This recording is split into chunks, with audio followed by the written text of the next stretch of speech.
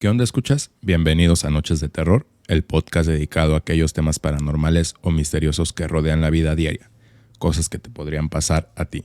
Cabe aclarar que aquí hablamos de todo y no tenemos la verdad absoluta de nada. Lo que expresamos son meramente nuestros puntos de vista. Mi nombre es Eric y como siempre me acompaña Alex. ¿Cómo estás? ¿Qué onda? Muy bien, muchas gracias. Aquí ya a punto de empezar con este video. Y pues antes de comenzar, vaya, quiero agradecer a la gente que estuvo preguntando por ahí que cómo andaba del cobicho. Ya un poquito mejor. De hecho, ya no sé si soy negativo en este momento. No me he hecho otra prueba, pero pues ya me siento bien. Ya no hay moquitos, ya no hay tos. Bueno, de repente como que me da tos, pero todo bien. Y pues muchísimas gracias, neta, a toda la gente que anduvo por ahí pendiente. Y Eric, pues ya, el día de mañana es postmortem para la gente que está viendo este video o escuchándolo en Spotify cuando se esté estrenando, es decir, el viernes 28 de enero del 2022. El postmortem es el sábado 29. Mañana, ajá, exacto, Mañana. sí, te estaba diciendo la fecha en la que van a ver esto. Sí, Ujú. mañana es el postmortem y si no, pues lo pueden ir a ver ahí a YouTube si lo están viendo en el futuro. Se pueden ir ahí a echar un ojo al canal. Y pues ya para comenzar, invitarlos a seguirnos en nuestras redes sociales que están apareciendo en este momento aquí abajito. Y pues nos están escuchando en Spotify. Las pueden encontrar ahí en la descripción del podcast y del episodio. Y Ujú. también un saludito para Eduardo Cruz que anduvo por ahí pendiente en Facebook, justamente. Muchísimas gracias, bro. Y Eric, no sé si tengas algún otro anuncio. Pues no, creo que esta semana no hay más anuncios, solamente lo del postmortem los esperamos allá el sábado a las 8 de la noche. Viene con una lavada de cara, el mismo formato, pero con lavada de cara. Entonces vamos a estrenar ahí cositas pues, bonitas en el live, los esperamos allá. Y Alex, ¿te parece bien si iniciamos con el episodio de esta semana? Me late. Para una mejor experiencia se recomienda escuchar este podcast a oscuras y con audífonos.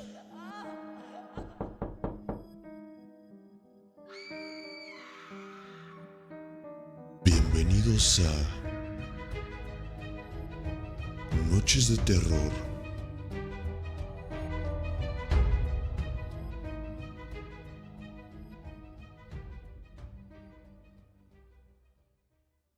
Muy buenas noches a todos nuestros escuchas. Sean bienvenidos a este nuevo episodio de Noches de Terror.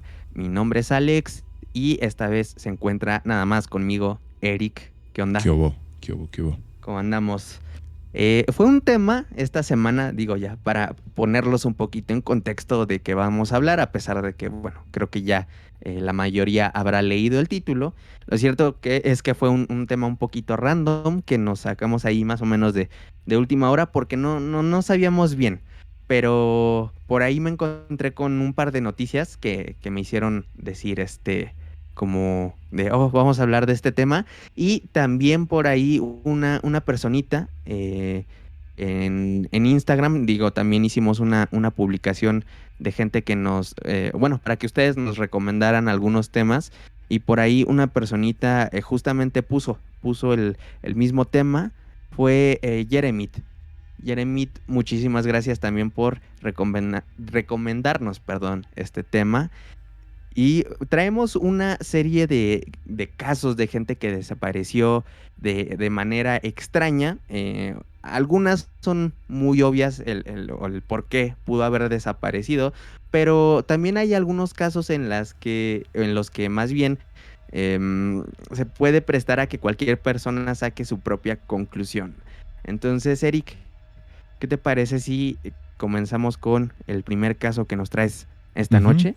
Como bien lo comentas, estos casos que vamos a tocar el día de hoy, yo creo que todos se pueden resolver hasta cierto punto de la misma manera. O sea que, bueno, no de la misma manera, sino que pues se les puede encontrar una explicación lógica que a lo mejor no son bonitas, pero sí son explicaciones lógicas. Lo que comparten en común todos ellos es que en su momento dieron mucho de qué hablar. La gente hizo muchas teorías. Inclusive mucha gente se sumó a las búsquedas y es lo que comparten en común todos estos casos. Vamos a empezar con uno ligerito, que es un caso bastante viejo. Vamos a empezar hablando de Amelia Earhart, que es una aviadora de los Estados Unidos. Fue quizás incluso la más famosa de toda la historia de Estados Unidos, porque estableció récords de velocidad y distancia no solo para mujeres, sino también para los hombres. Ella nació en Kansas el 24 de julio de 1898 y desde pequeña desafió el comportamiento esperado para una niña de la época, que recordemos que pues no era nada común que en esos entonces una niña aspirara a ser piloto. Ella trepaba árboles, jugaba con trineos, cazaba ratas con un rifle y demás cosas que no era común que las niñas hicieran en ese entonces. Pero lo más memorable fue su álbum de recortes de revistas con mujeres exitosas en las leyes, producción de películas, ingeniería, administración, etc. A Amelia le gustaba mucho recortar estas historias de las mujeres pioneras en sus ramas. Earhart desapareció mientras intentaba convertirse en la primera mujer en completar un vuelo alrededor del mundo sobre la línea ecuatorial. Y lo interesante aquí fueron las teorías que surgieron alrededor de todo esto. La primera, y la que yo creo que es la que la mayor de las personas podríamos esperar, es que se chocó y se hundió. Como parte de su intento por convertirse en la primera mujer en volar alrededor del mundo, Earhart y Noonan, quien era su compañero, el que la iba como guiando, despegaron en un avión el 2 de julio de 1937 desde Nueva Guinea, con la intención de llegar a la isla de Howell, en el Océano Pacífico. Ambos estaban en contacto por radio con los guardacostas de la Guardia Costera de los Estados Unidos, que estaba justo a la orilla de la isla de Howell. Los aviadores comunicaron por radio que no tenían suficiente combustible y no podían encontrar la pequeña isla. Aquí fue el primer foco rojo que hubo en su caso. Después de esto, la red flag. Sí, después de esto nunca volvieron a verlos. Sobre la base de esos hechos, la teoría más básica, obviamente, es que se quedaron sin combustible y se estrellaron a la mitad del Océano Pacífico, cerca de la isla, pero no en ella. Y es la teoría oficialmente sostenida por el gobierno de los Estados Unidos. De hecho, es la teoría que avaló, por así decirlo, el Museo Smithsonian, que es como un museo donde se albergan muchísimas cosas de toda la historia de Estados Unidos, y ellos son los que sustentan esta teoría. Aquí vamos a entrar en un poquito ya de más preámbulo, por así decirlo, y todo esto fue puesto en un documental de History Channel y fue declarada legalmente muerta el 5 de enero de 1939. Todo esto según History Channel. No sabemos de dónde sacan sus fuentes a veces, pero aclaramos que tal vez para estos temas sí son confiables, para temas de historia, a lo mejor para aliens y todo eso, sí se sacan sus fuentes de me lo dijo un amigo, pero creo que para la historia sí son confiables. La siguiente teoría es que murió como náufraga. Un grupo internacional de recuperación de aviones históricos sostiene que Earhart sobrevivió al aterrizaje brusco en el Pacífico, pero murió poco después. Se cree que murió como náufraga, dijo Richard Gillespie, miembro del consejo de este grupo. Según el consejo, la aviadora sobrevivió a un aterrizaje brusco en la isla de Garden, en un remoto punto del suroeste del Pacífico, a unos 350 kilómetros de la isla de Howell, que era el punto a donde tenían que llegar, pero murió poco después de eso. Todas las evidencias, según ellos, apuntan a eso. Tienen una imagen de un analista forense que visitó la zona, tomada 3 meses después de la desaparición de Earhart, y pueden decirlo hasta con cierta seguridad, pero parece ser la línea de un aterrizaje. Eso es lo que dijeron.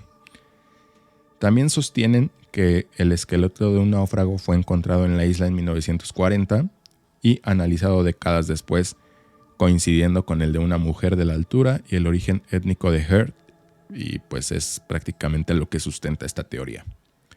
La más loca de todas, y la que a mí me hizo ponerla en este episodio, es que Heard y Nonan aterrizaron en las Islas Marshall. Fueron hechos prisioneros por los japoneses y murieron en un cautiverio. Esta es la teoría presentada igual por el mismo documental de History Channel, que te digo que a veces no sé de dónde sacan sus fuentes. Y todo esto se sostiene en base a una foto, que es en el muelle de Atolón de Hawild, en las Islas Marshall, y muestra supuestamente a Heard y Nonan vivos cerca de una nave japonesa de nombre Koshu. Según esta teoría, la búsqueda estadounidense no encontró a Heard porque los japoneses la habían llevado ya bajo custodia.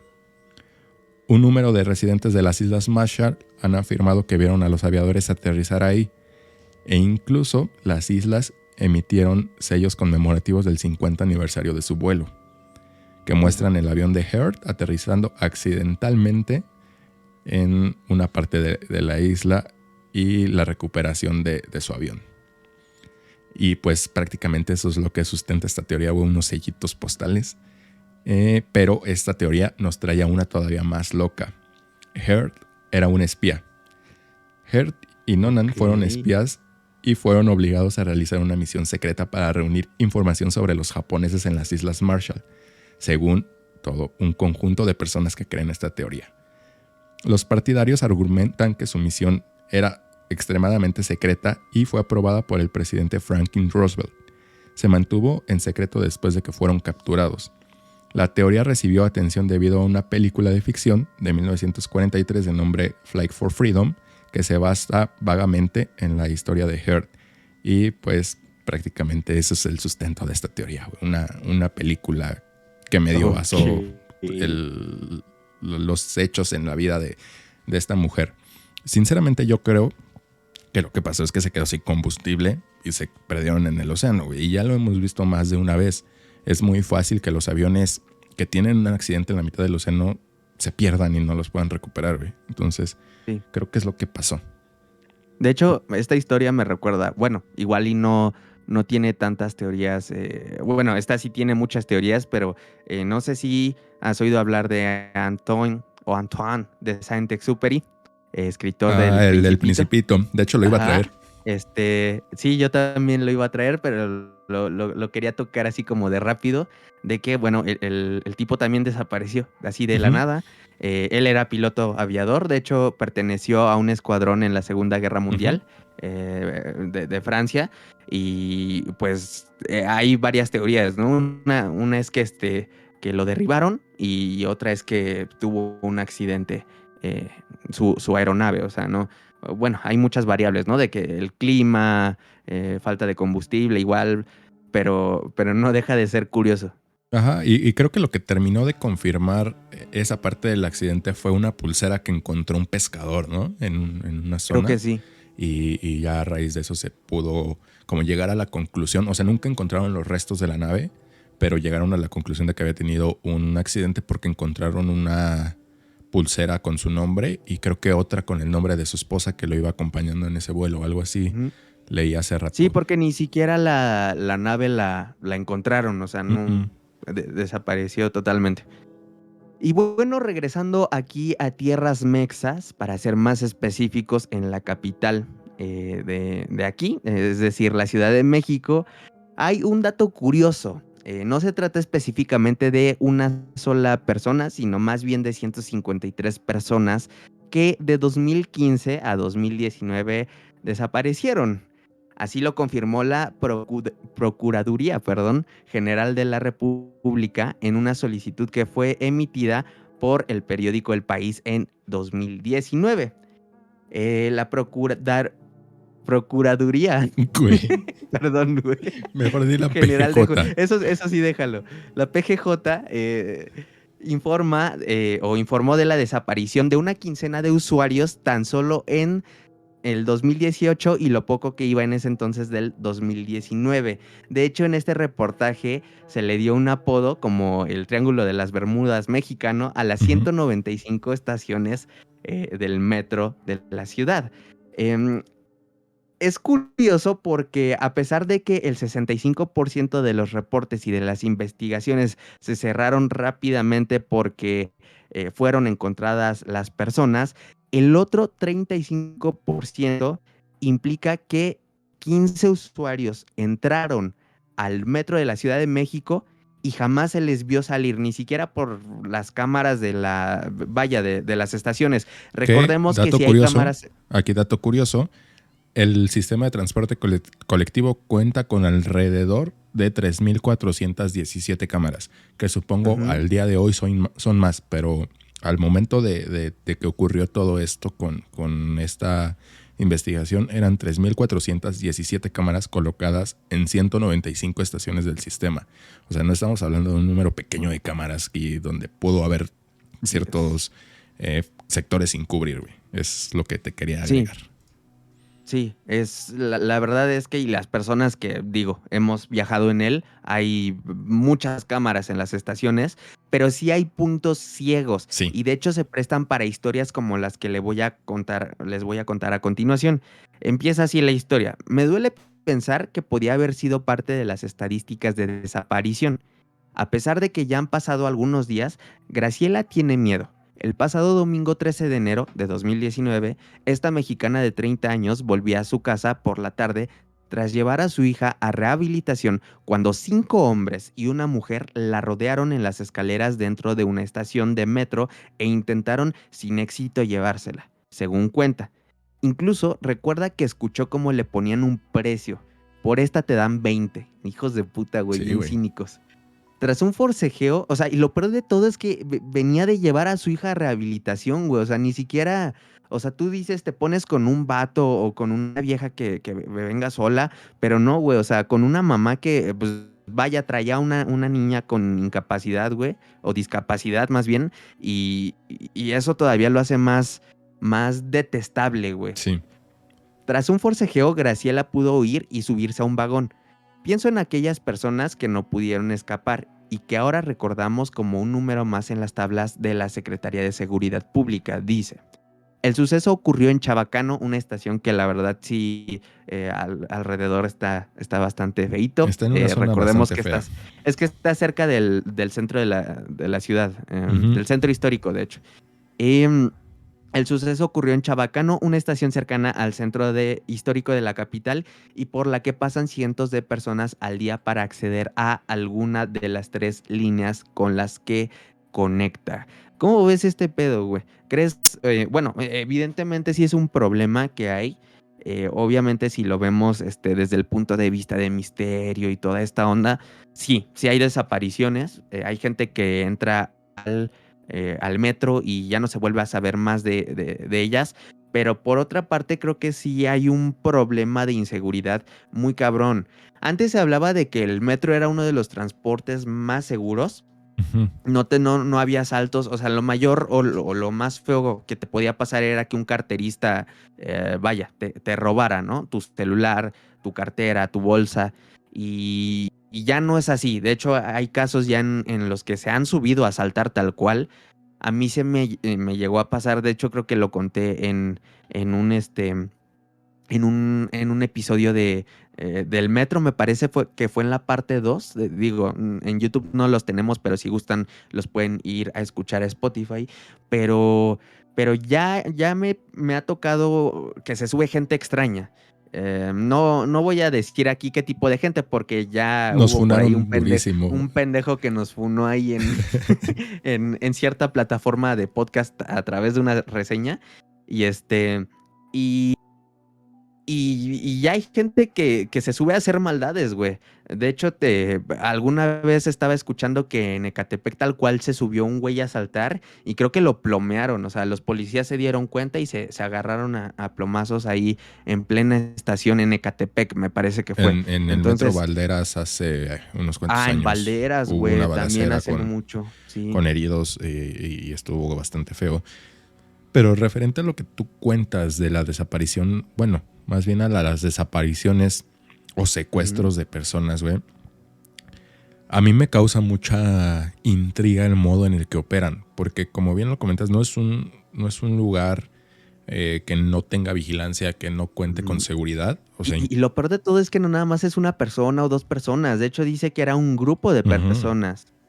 Sí, que bueno, también hay 5 otras. hombres y una mujer. Por ejemplo, he escuchado mucho últimamente de mujeres que se suben a, digamos que montar situaciones de acoso y van con un grupo de personas que fungen como alebrestadores del resto de la gente para que a la persona que están ahí queriendo... De hecho, también sacarle llegué a lana. leer una situación igual de supuesto acoso, o sea, de que una mujer se puso a montar una situación de este tipo, pero aparte llegó un policía, güey, un policía con tenis. Ajá. Ajá. Pero mira, aquí lo interesante con este caso de las personas que sí han desaparecido, que sí han secuestrado dentro del metro y que no se ven, o bueno, que secuestrar porque estamos suponiendo que fue eso lo que pasó, las personas que de verdad no se pudieron identificar, estas 15, tendría que haber alguien dentro del sistema de transporte colectivo del metro encargado de las cámaras o de esa parte de seguridad que se dedicara a desaparecer los videos donde salgan estas personas del tren, güey. Y eso sí lo veo un poco complicado. O no sé, digo, a lo mejor estoy pecando de incrédulo aquí. Pero creo que sí es algo difícil de lograr el que haya una persona con ese poder dentro de una organización criminal. Porque aparte de todo, pues sabemos que todo esto se rige por dinero, güey. Y hasta donde yo tengo entendido, en el metro no ganan mal. Entonces, no creo que sea fácil que una persona con esa responsabilidad se preste para desaparecer videos, güey. Porque aparte de todo, creo que se notaría porque las cámaras tienen la fecha, la hora. Entonces, te podrías dar cuenta que hay un bloque que falta. Y lo interesante de estas personas es que no se les ve salir de los vagones en ninguna estación, a ninguna hora. Y aquí es donde empiezan a surgir como varias teorías de qué es lo que les pudo haber pasado. Digamos que por así decirlo, la teoría más sólida que hay respecto a esto es que, bueno, creo que ya también lo hablamos en esos episodios, hay ciertas estaciones que no se terminaron y hay ciertos túneles que conectan con esas estaciones que prácticamente ahora los ocupan como lugares para hacer servicios de los trenes cuando se llegan a descomponer y cosas así. Sí. Y hay gente que dice que esos son los túneles que utilizan para sacar a las personas que realmente han desaparecido dentro del metro. Pero aquí lo que sería también curioso es saber cómo lo hicieron, porque pues, tendrían que detener el tren para poderla sacar. No sé, güey. O sea, es muy extraño. ¿Tú qué crees que haya pasado ahí? Yo pienso que sí fueron bandas de secuestradores. Porque sí estaría un poquito más complicado el escenario de bajar. Incluso te tendrían que bajar a las vías, ¿no? Y eso está peligroso de entrada. O sea, o te atropella el metro o te electrocutas. Entonces, no sé. Yo sí le tiro más a bandas de secuestradores. Creo que esta historia que les acabo de contar está perfectamente ad hoc. Porque, pues, güey, si 6 personas, 5 vatos y una vieja se pusieron a forcejear con una chava y nadie, bueno, con una señora y una niña que tiene discapacidad y ningún policía o nadie acudió a su auxilio, imagínate otros casos. Además, hay estaciones que están muy solas, güey. Luego ni siquiera policías hay, ¿sabes? Una de estas estaciones perfectamente la tengo ubicada porque además no es muy transcurrida, es Allende, güey. Ahí en el centro, de hecho. Entonces, pues es una estación muy, muy tranquila que por lo mismo de que no tiene mucha concurrencia, la SCP o, bueno, Seguridad Pública no le presta mucha atención. Entonces yo creo que sí se puede llegar a prestar para que pasen este tipo de cosas. No lo atribuyo tanto a cosas misteriosas, sino más bien a un problema de seguridad, pero no deja de ser curioso y hasta cierto punto aterrador que tú podrías ser la siguiente persona que se meta al metro y te no secuestraron y no saliste, güey. O bueno, no saliste como tal, pero te perdieron, güey. Que retomando un poquito esto, me acabo de acordar, güey, que en alguna ocasión, creo que fue mi mamá, me estaba contando que durante el terremoto del 85, bueno, o sea, en los días posteriores, hubo muchos reportes de gente desaparecida que en teoría en ese momento estaba dentro del metro. No sé si tú lo hayas escuchado en algún momento. No, güey. Pero sí, yo recuerdo haber escuchado alguna vez que me contaron justamente eso, que el día del del terremoto del 85 a las 7:15 de la mañana que ocurrió todo, había gente que estaba dentro del metro y nunca más se volvió a saber de ellos. Que pues aquí a lo mejor también podría entrar en el que no estaban precisamente No en el estaban metro en el a metro, esas sino... horas. Y Ajá. ya sabemos que sí hubo mucha gente desaparecida que no pudieron rescatar de los escombros de ciertos edificios y pues se fueron con todo el cascajo. Eso ya también Sí. lo hablamos, pero también es otro punto, otro referente en cuanto a desapariciones dentro del metro. Sí. Pero bueno, Concuerdo. te late si pasamos con el siguiente caso de desaparición extraña. Vamos a regresarnos a Estados Unidos y vamos a hablar de una niña que se llamaba porque no sabemos qué pasó, Asha Degree. Nació un 5 de agosto de 1990 en la localidad de Shelby, en Carolina del Norte. Era la hija mayor del matrimonio entre Harold e Iquila Degree. Al igual que su hermano menor, creció en un ambiente sumamente controlado por sus padres, quienes formaron su educación centrada en la familia, la iglesia y la escuela. La familia no tenía computadora en casa y vivía en una zona residencial algo rural al norte de Shelby, por lo que sus padres sobreprotegían a sus hijos, tratando de evitar los vicios del exterior. Aunque esto podría dar una idea de por qué de los hechos que ocurrieron posteriormente, la familia fue clara desde un principio, pues aunque aceptaban que su estilo de vida era cerrado, ninguno de sus hijos mostró nunca un rechazo abiertamente a las limitaciones impuestas por sus padres. O sea, para ellos era de lo más normal. No conocían algo más, entonces pues no lo podían tomar como alguna represión y el querer seguir. O sea, eso es como el punto central de esto. Años más tarde, la madre mencionó que su hija era algo cautelosa con el hecho de estar fuera de casa, sobre todo porque le tenía miedo a los perros. Además, era bastante tímida. El caso de la pequeña Asha Degree es una de las desapariciones más extrañas porque hasta el día de hoy se han encontrado pocas pistas, no se han podido descifrar motivos o causas aparentes. Simplemente la niña parece haberse esfumado. Según los reportes de la investigación, Asha, de tan solo 9 años de edad en ese entonces, durante la madrugada del 14 de febrero del 2000, tomó algunas pertenencias que tenía previamente guardadas en su mochila, abrió la puerta sin ser escuchada y salió de casa por cuenta propia. Unas horas antes, su padre había checado la habitación de sus hijos y no lo hizo, de hecho, en una sola ocasión. Leí como varias fuentes de esta historia y en alguna leí que el padre por lo menos los visitó 2 veces en la noche antes de él irse a dormir. Por lo que,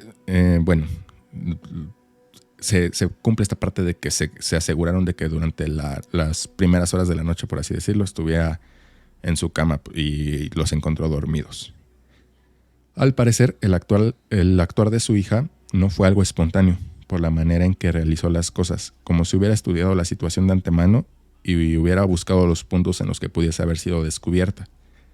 Se supone, y las hipótesis dicen, que entre las 3:45 y las 4:15 de la madrugada fue cuando pasó todo esto. Todo esto porque Asha, según fue vista por un camionero y un automovilista, quienes dieron aviso a las autoridades después de haber sido emitido un informe de búsqueda en las noticias. Ambos la describieron vestida con una camiseta blanca de manga larga y unos pantalones blancos caminando por la autopista 18, justo al cruce con la autopista 180. Al automovilista se le hizo extraño ver a una niña de su edad sola caminar a esas horas, además de que estaba cayendo una fuerte lluvia, por lo que se dio la vuelta y la miró meterse corriendo hacia el bosque, y esa prácticamente sería la última vez que alguien la vio. La madre de la niña, al despertar cerca de las 6 horas, ese día era importante para la familia en general porque era el aniversario de boda de sus papás, bueno, de ellos dos, y San Valentín para los niños que debían ir a la escuela. Antes de que sonara la alarma, entró al cuarto de los niños para despertarlos, encontrando solo al otro niño, O'Brien, en su cama, pero no a Asha, por lo que la buscó en el resto de la casa sin frutos. Ya algo más alterada, decidió despertar a su esposo, quien le mencionó que podría haberse ido temprano a la casa de su abuela, quien vivía a una calle al lado. Pero tras llamar confirmó lo peor. La niña no estaba allí. En las palabras de Iquila, la mamá, en ese momento entró en pánico. Se puso los zapatos y salió corriendo hacia afuera totalmente alterada. Llamó a su madre, quien le dijo que llamara a la policía. Aquí es donde comienza lo polémico de este caso, pues a las 6:40 los primeros policías comenzaron a llegar a la casa de los Digri, quienes habían llevado perros de búsqueda, pero debido al mal clima y el pésimo estado del terreno no pudieron seguir ningún rastro. Gracias a la cobertura de los medios, se pudo obtener la declaración de las últimas personas que la vieron, que son el camionero y el automovilista. Sin embargo, la movilización policial tampoco fue la más rápida u oportuna. De hecho, este fue un punto que la madre criticó fuertemente tiempo después, asegurando que esto se debía a que su hija no era blanca. Fue una de las cosas más polémicas en este caso. No fue hasta el 15 de febrero cuando la investigación arrojó las primeras pistas, pero no pasaban de algunos envoltorios de dulces en un pequeño negocio abandonado en un cobertizo que estaba cerca de la carretera cercana al bosque. También encontraron un lápiz, un marcador y un lazo para cabello de Mickey Mouse, las cuales fueron confirmados que eran pertenencias de la niña por los propios padres. Un día más tarde, la madre se dio cuenta que faltaban pertenencias de su hija, como su ropa favorita y un par de jeans. La búsqueda se intensificó durante los próximos 10 días, pero a pesar de encontrar hasta alrededor de 300 potenciales pistas en las que se incluían lugares donde podrían encontrarla en el peor de los casos, increíblemente la policía decidió terminar con la búsqueda tras ese número de días, argumentando que no se contaba con la ventaja importante y sustancial de poder hallar pistas sólidas. De igual manera se explicó que Asha no era un tipo fugitivo, pues casi el 100% de los niños que huyen de casa tienen 12 años o más. Además se le suma el hecho de que el estilo de vida de la niña siempre había sido tranquilo y no tenía como estos vicios del exterior. De hecho, se barajó la posibilidad de haber sido engañada y huir con alguien que la raptó. Pero esa teoría perdió la forma al saber que Asha no tenía contacto con nadie más que su familia. O sea, eran muy herméticos. Ni siquiera o tenía... eso pensaban a lo mejor, ¿no? Pues es que, o sea, no tenían computadora, no tenían teléfonos, güey. O sea, no tenía como con quién poder haber planeado algo así. Bueno, eran los 2000, pero igual en la escuela, tú no sabes con quién te topas en la escuela. Un compañero o alguien, pues, alguien raro, ¿no? En algún punto eso fue lo que se pensó, que había sido con algún compañero, pero pues obviamente se hicieron las investigaciones, la policía hizo entrevistas y todo, y las personas que pudieron haber sido cercanas a esta Asha no pudieron brindar mayor información.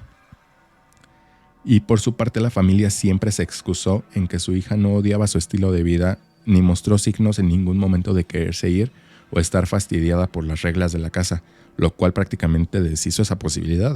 O sea, es lo que te decía, nunca hubo un detonante, por ejemplo, en muchos casos de niños que sí deciden abandonar sus casas porque sufren de maltrato o simplemente otros un poquito más loquitos que no los dejan hacer X o Y cosa y se van por eso. Aquí nunca hubo eso. Tiempo después de la desaparición, la familia hizo presentación en distintos shows de televisión, incluso en el de Oprah Winfrey, que es uno de los más importantes en el país, y hizo un llamado a no dejar atrás la búsqueda de la niña. En el año 2001, la mochila de una niña fue encontrada bajo tierra durante unas excavaciones en la creación de una nueva autopista cerca de Morganton, en el condado de Brooke, la cual se encontraba envuelta en una bolsa de plástico. Pero nunca se pudo confirmar que tuviera relación con este caso. Hasta el día de hoy la familia sigue esperando que su hija regrese a casa, pero ninguna investigación se ha llevado a cabo y no se ha vuelto a encontrar ninguna otra pista referente a su posible paradero, y es por eso que es uno de los casos más raros de desapariciones de niños en Estados Unidos. Ok. Está raro, güey. Es que una niña abandona. Porque dices que salió en la madrugada, ¿no? Ajá, exacto. ¿Qué pedo? O sea, güey, tú de niño no te despiertas en la madrugada, ¿estás de acuerdo? No. Tu reloj biológico no te da. Y todo apunta a que todo ya estaba planeado, porque de hecho se llevó su ropa favorita. Tenía, o sea, ya tenía como que, ropa ajá. y esa ropa la había guardado antes, güey, porque no la guardó durante la noche, porque no hizo ruidos. O sea, no. Ujú. Y O aparte, sea, ya tenía ya tenía todo un plan planeado para de irse. irse, güey. Exactamente, ese es el tema con este caso. Ajá.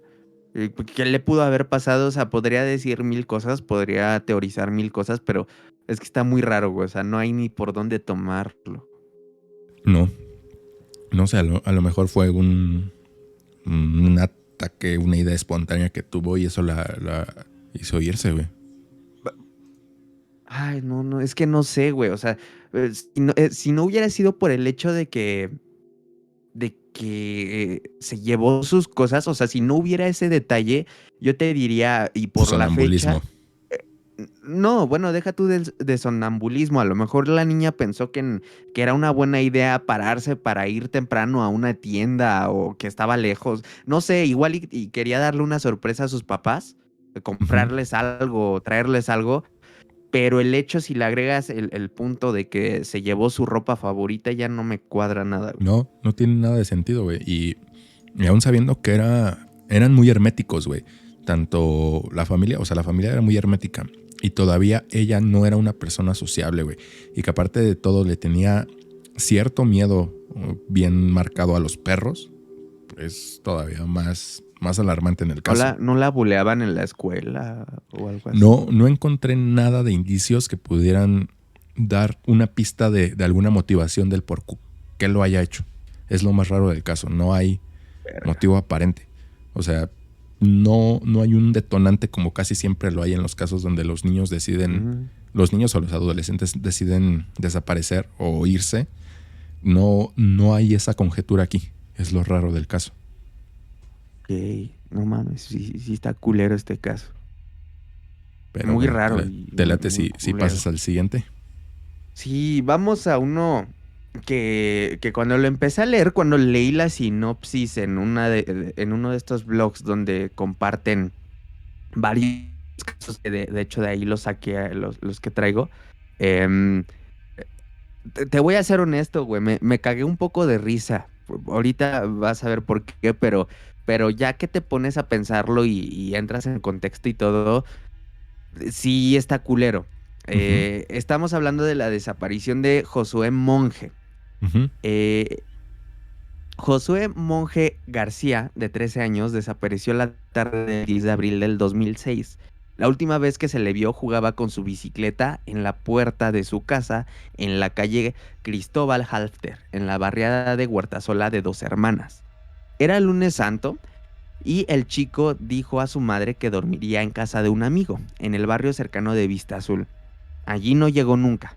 Su marido, Antonio Monje Rodríguez, se marchó en una furgoneta con la excusa de salir a buscarlo y nunca volvió. Tampoco el papá también desapareció. El 23 de abril, 13 días después de la ausencia de su hijo, se le perdió la pista, perdón, para siempre.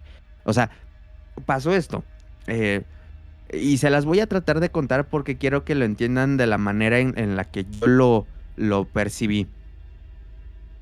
Hay un detalle y fue lo que me dio un chingo de risa porque estaba platicando con mi novia, güey, de hecho cuando estaba investigando, y a ella también le dio risa, güey, porque lo planteé de la siguiente manera. El niño regresa a casa, recordemos que en Semana Santa, tanto en México como en España dan vacaciones, y Ujú. además se cruza por ahí con, bueno, lo que aquí le conocemos firma de boletas, entrega de calificaciones. Entonces regresa este niño a su casa con, con un Tenía pues, varias con su materias boleta, reprobadas, pues, ¿no? y tenía varias materias reprobadas, o sea, reprobó varias materias. Entonces, lo curioso de todo esto es que los papás deciden, además de eso, premiarlo con 30 euros, que para mí es mucho. O sea, hice la conversión y más o Son como menos para ese 600 entonces pesos. eran 600 de ahorita, 400 de ese entonces, que sigue siendo mucho dinero para un niño y Que para reprobó. incluso ir, que reprobó y que además iba a ir a casa de un amigo. Entonces, se fue el niño supuestamente y no se le volvió a ver más. Esa fue la versión que dio el papá porque justamente la mamá no se encontraba en ese entonces, ya que se acababa de divorciar porque aquí viene donde empieza lo turbio. Y antes de empezar con lo turbio, güey, yo hice el comentario cuando estaba platicando con mi novia güey, a mí se me hace que lo mató su papá a vergazos, ¿no? Es todo lo que me hace pensar esto. Y casi lo puedo confirmar por el hecho de que posteriormente vi un documental donde la mamá la entrevistan y ella dice que se divorció o se acababa de divorciar del papá porque justamente era muy maltratador. Era una persona muy perfeccionista que si las cosas no se hacían de la manera que él buscaba o quería, se ponía muy histérico, muy agresivo.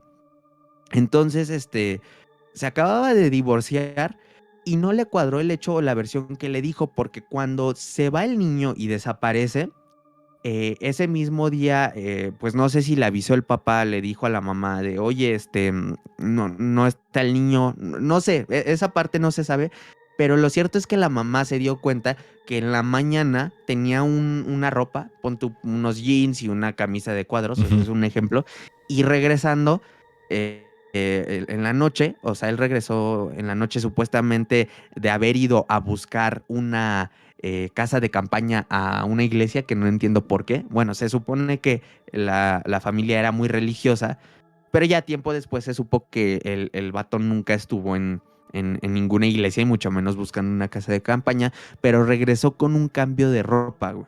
Ujú. Entonces, hay muchas hipótesis, pero la que yo pienso es que obviamente al niño pues no se le volvió a ver, al papá sí se le vio en los 13 días siguientes. La teoría que yo tengo es que el papá lo mató a golpes por haber reprobado o por alguna En un razón. O sea, arranque, supongo güey. que en un arranque de ira lo mató a vergazos y fue a ocultar su cuerpo. Fue a ocultar su cuerpo y obviamente la ropa que traía se manchó de sangre o de alguna otra cuestión de lodo, de enterrarlo, no sé, pudo haber sido cualquier cosa. Y y regresó con el cambio de ropa. Eh, Pasan los 13 días y así un día de buenas a primeras agarra el papá y dice, ¿sabes qué? Le dice a la mamá, ¿sabes qué? Lo voy a ir a buscar. Eh, Agarra su furgoneta, su camionetita. Era una camioneta blanca, de hecho, de estas como vans, como las de secuestrador, de hecho. Y y se va. Y ya no se vuelve a saber más del papá tampoco. Lo estuvieron buscando, se hicieron búsquedas por helicóptero. Una de las teorías de la desaparición del papá fue que se ahogó, o sea, se metió a un río que estaba por ahí y no, nunca lo encontraron. Aquí, volviendo a mi teoría, yo lo que pienso es que el papá le ganó la culpa. El papá mata al niño, le gana la culpa y se suicida. Porque incluso lo estuvieron buscando prácticamente en toda Europa. De hecho, lo buscaron incluso en Portugal. Se hizo por ahí algunas gestiones para que la policía de España tuviera contacto con la policía de Portugal y poder de manera conjunta llevar la investigación, pero en Portugal tampoco se encontró. Y digo en Portugal porque justamente el papá era muy fanático de este país. Él tenía un aprecio por este país. Entonces, cuando le preguntan a la mamá a dónde pudo ir el papá, porque obviamente la primera hipótesis fue que salió huyendo por lo que había hecho, les dijo inmediatamente Portugal, porque era un país que él como que le frecuentaban. gustaba. Ujú. También se buscó en Marruecos, que bueno, es un país que colinda justamente con España, y no lo encontraron jamás, güey. Siguen desaparecidos ambos a la fecha, sin una versión muy, muy, o vaya, una versión oficial de lo que pudo haber pasado. Y mi versión es esa, güey. O sea, si te das cuenta, ya atas cabos. Y no sé, ¿tú qué opinas? Es que, de hecho, eso es algo más común de lo que podríamos creer, güey. Y a lo mejor hasta su intención no era matarlo. Pero... ¿Y por qué llego yo a esto? Porque también apenas ayer o antier me salió en un TikTok ¿sabes? Como... Era una chava que preguntó en su Instagram cuál era el secreto más oscuro que tenían. O sea, era una persona obviamente con bastantes seguidores como para poder haber hecho eso. Y lo que yo vi en ese video es que una persona, que es ahorita una chava que ha de tener yo creo como 25 o 30 años, le contaba que de niñas, cuando ella tenía alrededor de 13, 14 años, su mamá la maltrataba constantemente. Y en una ocasión, la niña, pues, harta de eso, la empujó a su mamá y se cayó por las escaleras. Y la señora se murió, obviamente, después de haber caído por las escaleras. Entonces su hermana vio todo y pues, entre las dos acordaron mantener silencio, no echarle la culpa a la niña, o sea, entre las dos hermanas. Y lo que hicieron fue ponerle el bote de ropa al lado, tirar la ropa y hablar a la policía y decirles que pues, su mamá se había caído con la ropa de las escaleras. Y eso ahí quedó, o sea, no se hizo más investigación, no se hizo más nada. Y ellas no habían tocado el tema, o sea, acordaron no volver a hablar de eso jamás hasta que salió ahí, o sea, se lo confesó a esta persona. Y si te pones a pensar, yo creo que es algo más común de lo que quisiéramos creer. Yo creo que así como planteas esto, o sea, sabiendo el historial de abuso del papá, a lo mejor en uno de sus arranques así de maltrato se le pasó la mano, mató al niño, no supo qué hacer y pues, decidió prácticamente borrar su existencia, güey. Sí. Y fingir que salió con un amigo, que esa noche iba a ir con un amigo, ¿no? Es que no cuadra, güey. O sea, de verdad no cuadra. Necesitaría ser un papá muy desobligado como para que tu hijo llegue con notas reprobatorias y tú todavía darle 400 pesos y decirle, vete con tu amigo, güey, vete a hacer lo que te plazca el huevo. No tiene sentido ninguno. Y es que de esa historia yo también la medio leí, pero lo leí muy resumidamente y vi justamente que el papá era uno de los principales sospechosos por justo el tema de la ropa, pero no sabía que había desaparecido también el papá. Sí, güey, desapareció el papá y te digo, o sea, leí la sinopsis y dije, o sea, yo inconscientemente dije en la llamada, porque les digo, estaba con mi novia y dije, no, pues su papá se emputó y lo mató a vergazos y se empezó a reír mi novia, güey, pero si lo vemos de esa manera, güey, o sea, lo puedes ver como algo gracioso, pero ya que empiezas a leer todo el contexto, dices, verga, güey, aquí ya es algo más turbio. Entonces, así es esta cuestión. Se me pasó un dato de esta historia. Y qué poca madre, güey. Pinche, se mamó la policía y se mamó el chamaco, güey. Como 4 años después de que pasa esto, un día le marcan a la mamá y le dicen, oiga, hay un niño aquí que dice que es su hijo. Mismo nombre, mismo apellido, no sé qué. Está en el hospital, está en mal estado.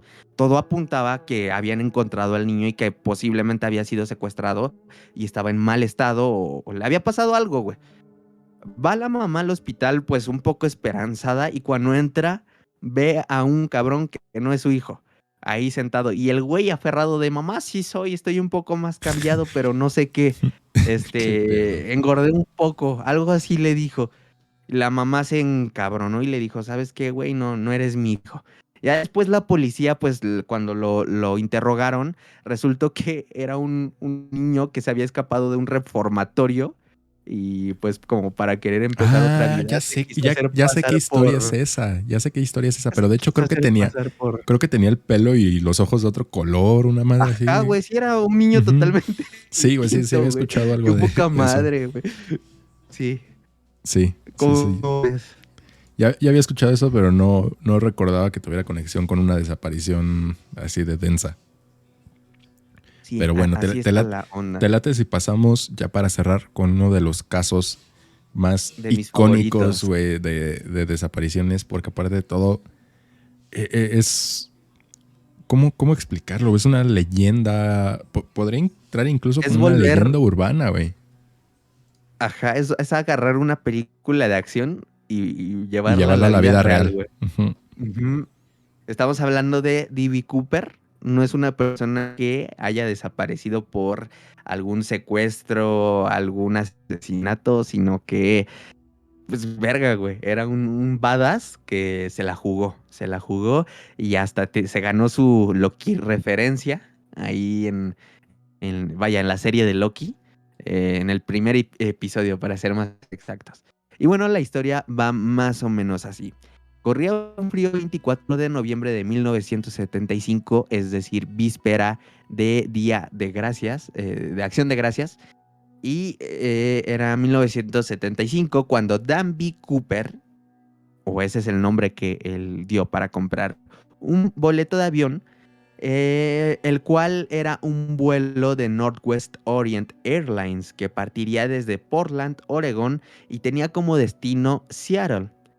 En lo que parecía ser un viaje de otro, bueno, era un viaje de otro tiempo, donde solamente, bueno, eran aviones pequeños y solamente había 36 pasajeros y 4 tripulantes, es decir, piloto, copiloto y 2, ¿cómo se les dice? Sobrecargos. Azafatas, sobrecargos. Gracias. Ocupaban la aeronave. Cooper decidió pedirse un bourbon con soda, supongo con agua mineral, mientras encendía su primer cigarrillo Rally. Ujú. Apuraba sus últimas caladas cuando llamó a la azafata y le introdujo una nota en el bolsillo. Florence Schaffner, de solo 23 años, pensó que le estaba coqueteando y bueno, de alguna manera le pareció un poco coquetón porque el hombre no era feo. De hecho, lo describe como un hombre de edad media, en traje impecable y corbata negra.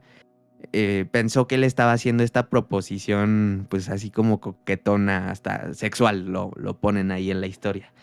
Pero no era lo que parecía. Más bien, el hombre le estaba indicando que tenía una bomba y que se sentara a su lado para explicarle cuáles iban a ser las condiciones para no hacerla explotar. Al sentarse, descubrió la azafata una maleta llena de cables, ante lo que atendió a las exigencias del hombre.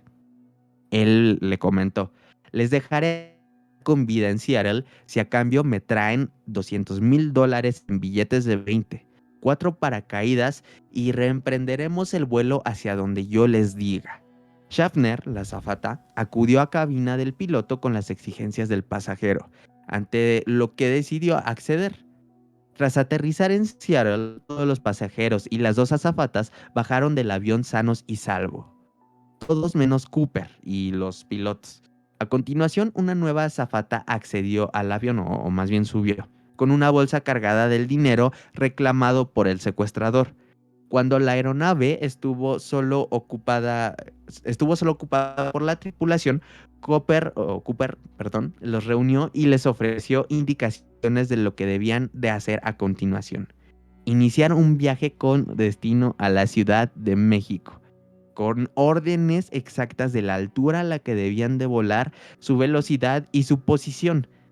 Ya era plena noche cuando el avión comenzó su nuevo vuelo. O sea, era alguien que definitivamente estaba sabiendo lo que hacía. Ujú. Todo apuntaba, porque incluso sabía de alturas, de rutas. Era alguien que, de hecho, si lo ves, tenía instrucciones o estaba instruido en aviación.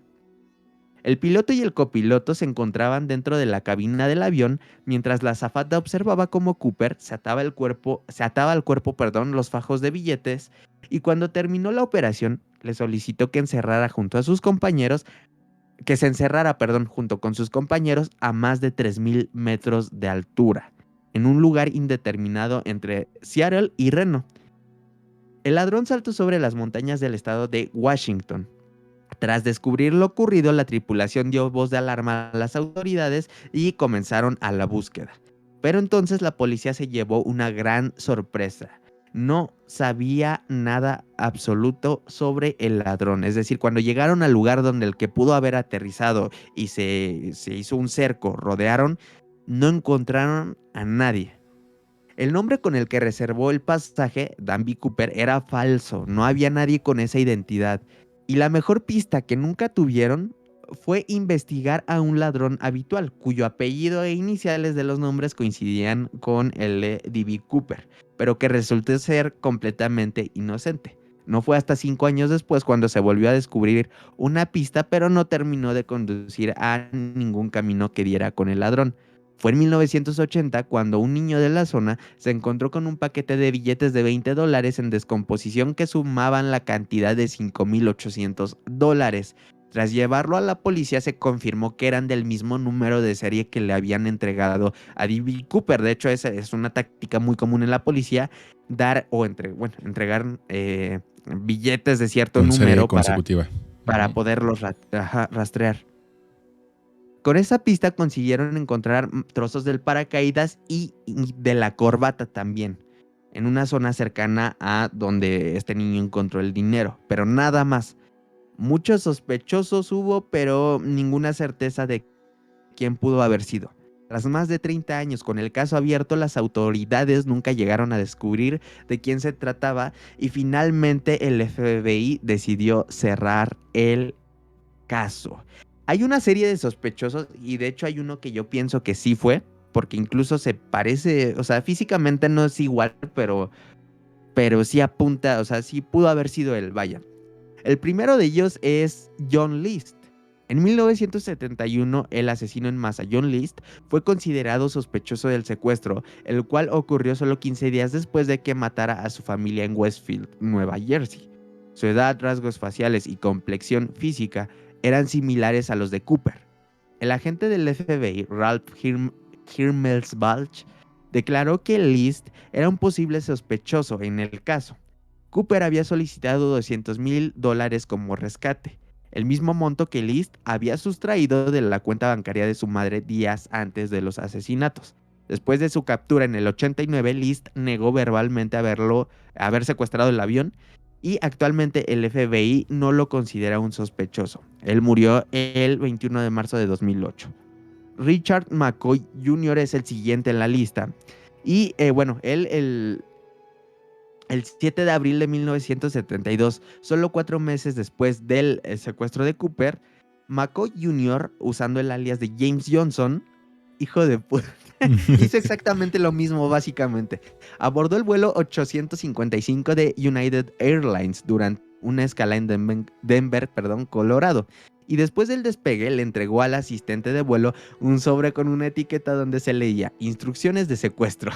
bien específico Sí, el vato, en el que demandaba 4 paracaídas otra vez y $500,000. Asimismo, ordenó al piloto aterrizar en el Aeropuerto Internacional de San Francisco para reabastecer el avión de combustible. El avión secuestrado era un Boeing 727 con escaleras traseras que fueron usadas por McCoy para escapar. El escrito a mano por McCoy, así como sus huellas dactilares en una revista que había estado leyendo, las cuales fueron usadas posteriormente para identificarlo. La policía empezó la investigación después de recibir un aviso del patrullero Robert Van Leperen, quien casualmente era amigo del secuestrador. Al parecer, después del secuestro perpetrado por Cooper, McCoy dijo que Cooper debía, o sea, como debiste haber pedido $500,000 en lugar de $200,000. Cuando se dio el secuestro del vuelo 855, Van Leperen reportó el comentario al FBI. El sospechoso estaba casado, tenía 2 hijos, trabajaba como maestro en una escuela dominical mormona y estudiaba ciencias policiales en la Universidad de Brigham Young. También era veterano de la guerra de Vietnam y tenía experiencia como piloto de helicóptero y era un avesado o alguien, o sea, muy buen era paracaidista. experimentado. Ajá. Entonces, vuelvo a lo mismo y recordando lo de D.B. Cooper, definitivamente era alguien que tenía que saber exactamente qué hacía, güey. Incluso no me extrañaría que hubiera sido un agente de la CIA, güey, o un espía de otro país, porque estaba todo bien puesto para... O sea, era alguien muy preparado, güey, sabía qué hacer, específicamente tal cual, qué hacer. Y bueno, ya después a este tipo lo torcieron porque su amigo fue a delatarlo. Y el último en la lista de los sospechosos es William Gossett, el cual el 4 de agosto de 2008, The Canadian Press reportó que un abogado de Spokane, Washington, creía que el dinero del rescate estaba guardado en una caja de seguridad en un banco de Vancouver, Columbia Británica, bajo el nombre de William Gossett. un profesor universitario de Ogden, Utah, que había muerto en 2003. O sea, sí, básicamente era un profesor este vato.